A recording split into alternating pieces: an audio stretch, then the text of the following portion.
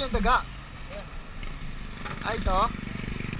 Daga, for sale, itik. Tingnan nyo natin yung daga. Matikman natin yung daga dito.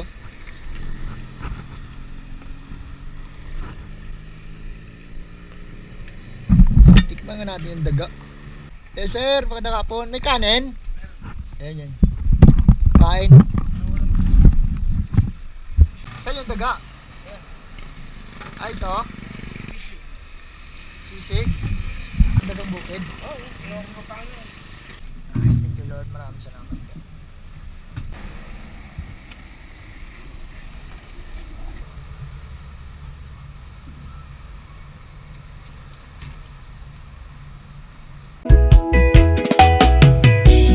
Biyahe ni Liga, puno ng kwento at saya. Biyahe ni Liga, hawak ang bituin sa Ayun oh, napakasulit yung daga.